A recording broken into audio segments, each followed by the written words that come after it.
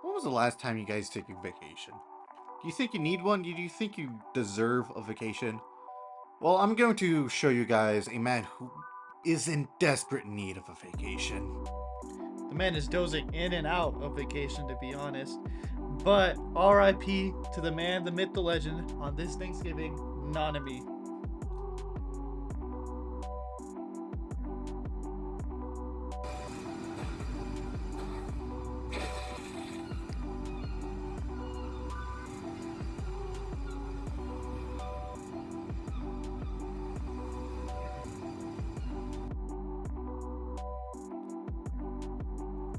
So, my man is just, dreaming about the beach.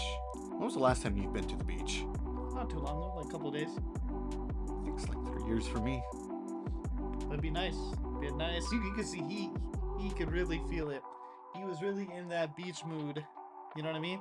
And honestly, when I first saw this scene, I thought this was like Nanami's death scene. You know what I mean? Like every character in JJK has that scene where they're like not dead yet, but they're like dead, and they see their flashback. They see their like they see their like happiest moments in life or something, or they picture themselves in a happy place. It's happened to multiple characters already.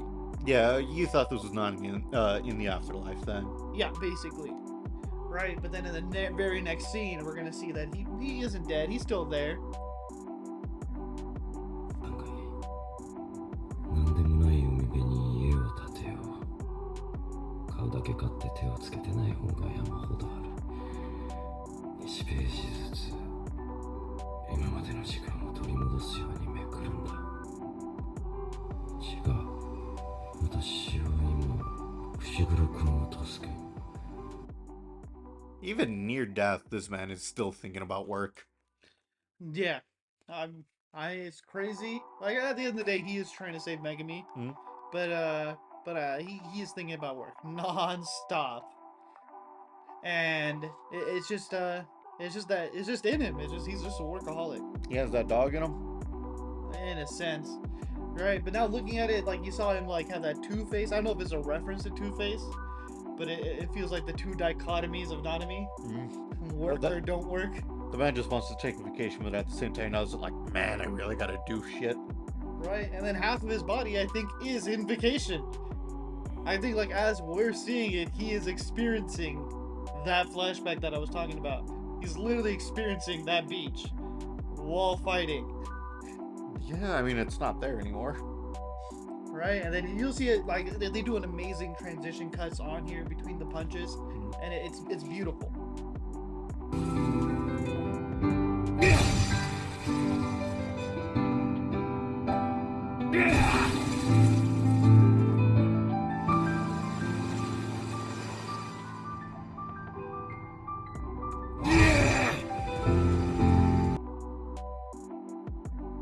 That's such a great transition.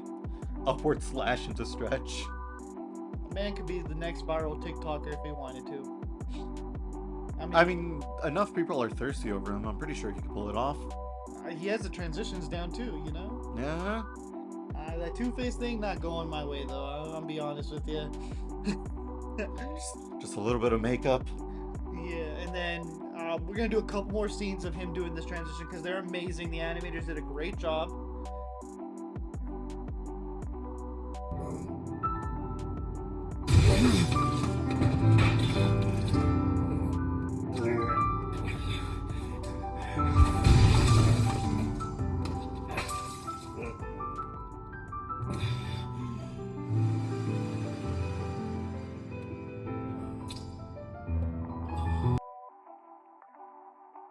You know, I always love that feeling of water on my face when you're at the beach.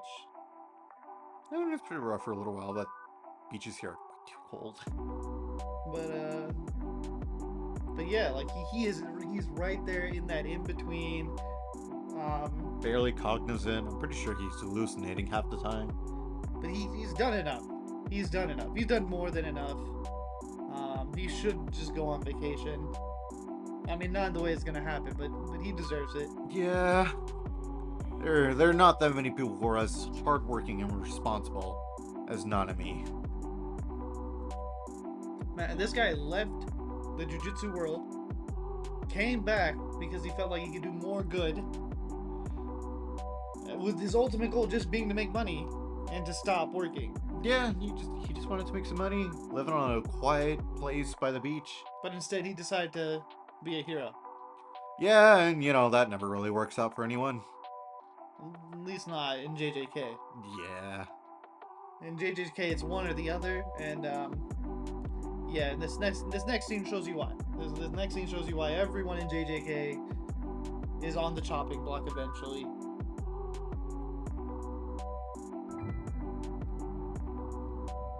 いたんですか。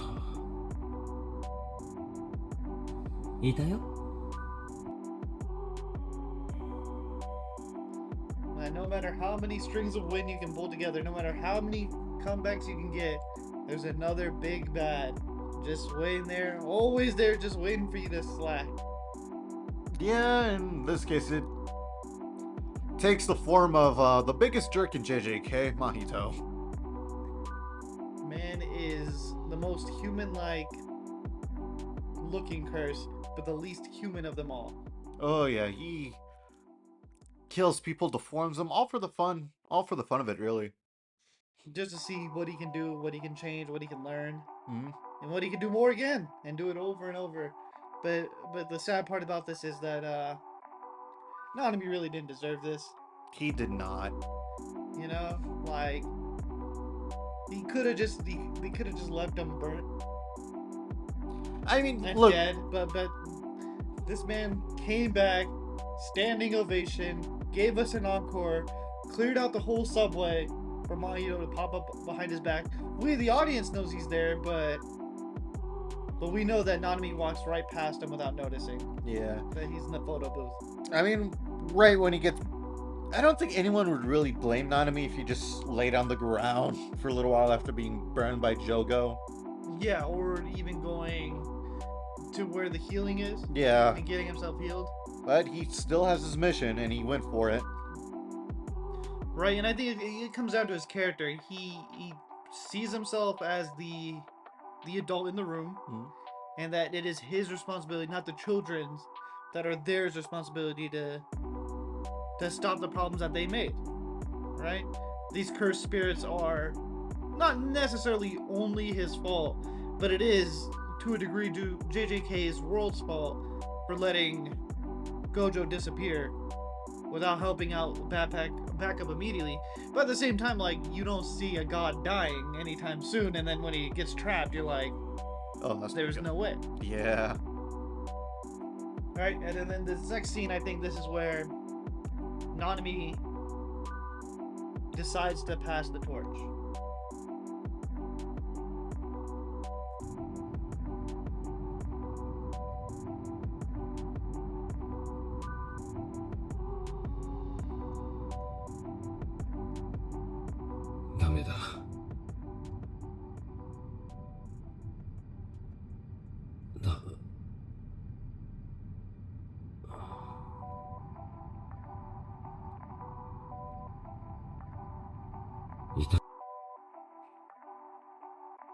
And right there, he calls for Yuji. This is where he's like, he's giving him the responsibility, and he was contemplating it, and you can tell he's in his full flashback mode. He saw his best friend that died. Yeah, if none of you see the JJK movie, that is Nanami. He died in oh, he did? first half of the season. Oh, he second did. season. Oh, okay, never mind. He wasn't in the movie. Okay, now I remember. He's also another reason that Ghetto went crazy. Well, yeah, I guess he wanted to kill curses. Seems sane of mind to a degree. He wanted to kill every non-cursed user. It would prevent curses. Literally, it would. By annihilating 98% of the population. Hey man, would you call Thanos crazy? Yes. From the comics, yes, but from the movies, he's Yes. pretty sane, man. You know, flick away half the world, and hey, there's a whole film theory that half the world being gone decreases resource use, but increases living. So he wasn't a bad plan. He's still a terrible person. I didn't say he wasn't a terrible person. I just said he wasn't crazy. He is crazy. I mean, was it a good conclusion to come to? Probably not. You know, you could have just trained everyone how to use curse technique like the alphabet, but you know, it's one way to go about about it. Start the next clip before we get any more off track. So in the next clip, he finally tells Yuji To take responsibility.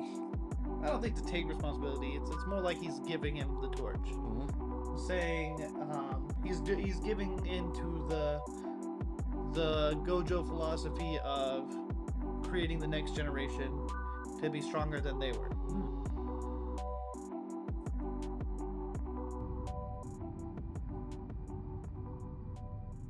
あとは頼みます。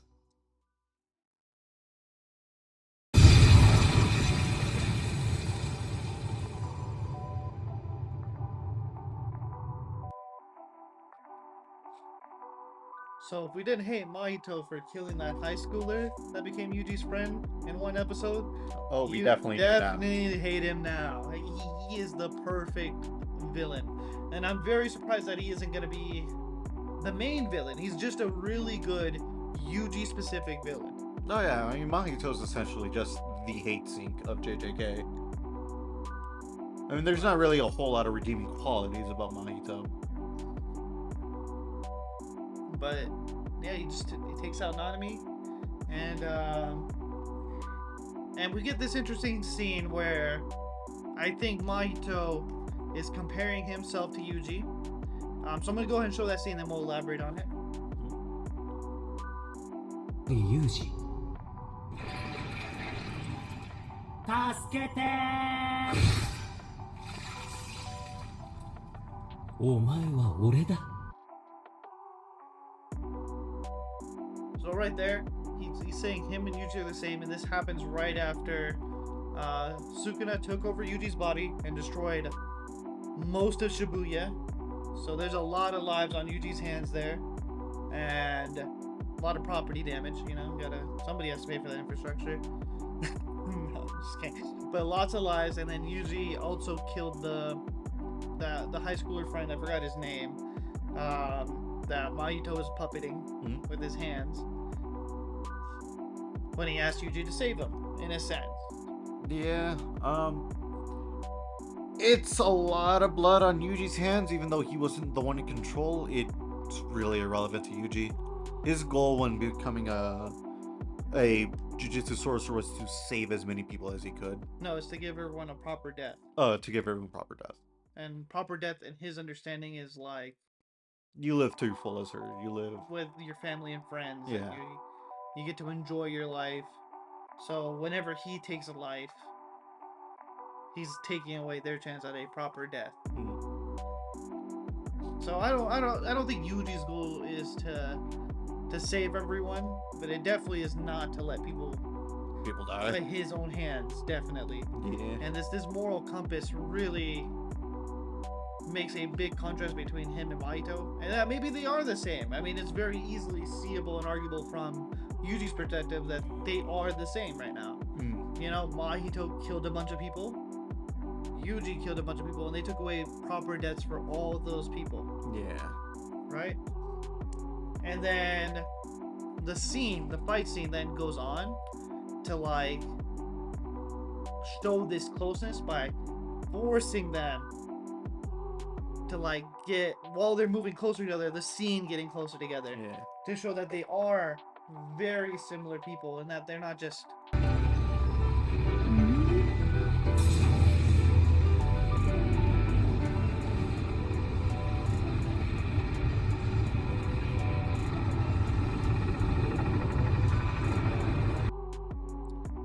enemies. They're more than that. They're like water to fire kind of Complete deal. opposites. No, they're not complete opposites. Or not complete opposites. What's the word I'm looking for? That they both can cause lots of destruction, and both are, you know, who they are. Yeah. But for how they are different, they can do very similar things. So maybe not water to fire, but you know, like comparable evils, I guess. Yeah, I guess so. Right, and then they have their little fight scene in there where they're enclosed, and then Yuji's actually putting up a good fight. Yeah, he's fighting Mahito while he's fighting back the wall that's trying to crush him. Right, and then they blow out of the wall together into this cool action scene here. いいね続けよう And despite them having the same exit, their mentality after the exit is very different. Mahito is exhibiting the Sukuna Gojo mentality of Just mess around with people. Screw just stuff. fight. Yeah. The thrill of fight. That's what I would say is the Goku mindset. Yeah, pretty much. You know, Yuji kind of just has blood on his mind. He Yeah. really just wants to take out Mahito. He's gonna take out Mahito, so Mahito can't cause any more harm in the world. Another cool foreshadow in this scene, that in the next scene that they do, is Mahito starts shooting, I'm gonna say, these cursed bodies, Mhm. and one of them opens the elevator, which then later on goes to become a scene that they fight.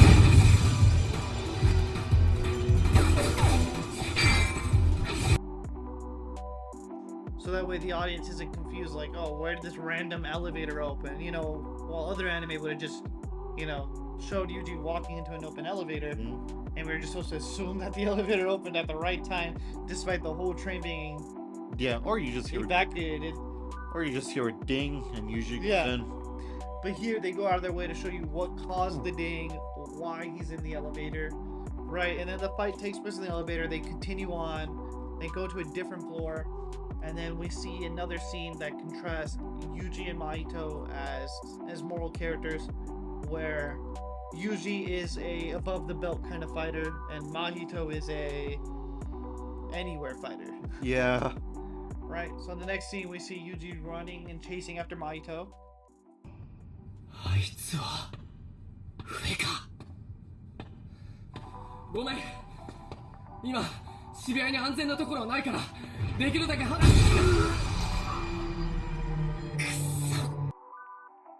Straight sucker punches Yuji straight out of that guy's mouth. Yeah, and he's wearing him like a skin, and he just like unravels the skin to punch Yuji, and then he takes the skin off, and then he transforms the guy next to Yuji into a weapon. Right? I don't know if it's a Chainsaw Man reference, but or vice versa, you know. But he turns him into a weapon to fight Yuji. But this is something that Yuji, despite being in the middle of the fight, went and told these people, "Hey, you guys gotta get out of here. It's dangerous." Whereas Mahito, with those same people, Just used them to further. further his cause. Yeah. Right? But it's reason to believe that maybe because he's a curse, and this is what curses do. But I feel like he would do this similar thing to curses if he could. Mm. He would also transfigure them and use them to his advantage. It doesn't seem like he has a clear boundary of humans and curses like Jogo. He just seems like the most cursed of curses.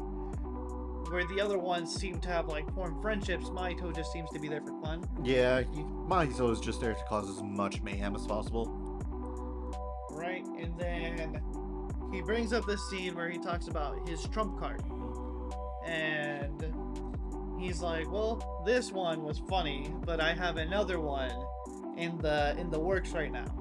And he shows off his new special ability. 捕まえてごらん俺は地下お前は地上を適当に呼んだら戻ってこいよ言わなくても分かってるってそりゃそうか And as you saw, it became two of them, Yeah. right? And they split up, and you're like, well, what happened to the other one? Is this more like a shadow clone where the other one's just gonna disappear? But no, they said they meet up later. Yeah. It's Mahito using his powers in a way we haven't really seen him use them before. So who knows what the double or the split is capable of? Right? And then it brings up the question, so it's usually only fighting him at half power, and that's why it seems like it's a close fight? Or are both the clones equally powered? You know? Or is this something that we're supposed to think about? Right? But at the same time, like, what is his trump card is what's on our mind. And then right after that quick build up, we see this scene and we figure it out. We figure out pretty quickly what's happening. の辺うろついてたんだよね。継ぎはぎ。お前か。うちのバカにちょっかい出したっていう特級呪霊は。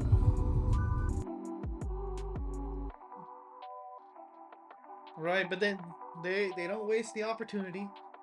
They write it out for you as well, and they like, okay, you saw Nobara. Nobara's fighting him. It's very obvious that his goal is to take down Nobara, right? And shove her corpse right in front of Yuji to try and break his soul. Yeah, but if just in case you were lost, he makes it obvious. 基本聞かないんだよね。口ぶりからしてあいつと親しいんだろうな。この女の死体を晒して虎杖裕二の魂を折る。 And that's where the episode ends, where Mahito has a grand plan. He's already taken out Nanami to waiver his Yuji's soul, and now he's gonna take out Nobara, and his whole goal is to subdue Yuji's soul so that Sukuna can take over. And I think that's his plan, unless his plan is to just fuck with Yuji. I mean, it could just be to try and break Yuji's soul so he could finally transfigure his soul without Sukuna being able to do anything. Whether or not that'll work, I don't know. We do know that Mahito does want to kill Yuji. Yeah, he seemed to be very annoyed and also have a lot of fun at the same time.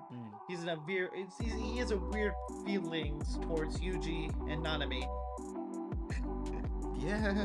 Because before he executed Nanami, he said, "Well, we've had a lot of fun playing together. Did you want to say anything?" Yeah, Mahito more or less just treats everything like a game. Nothing's serious to him.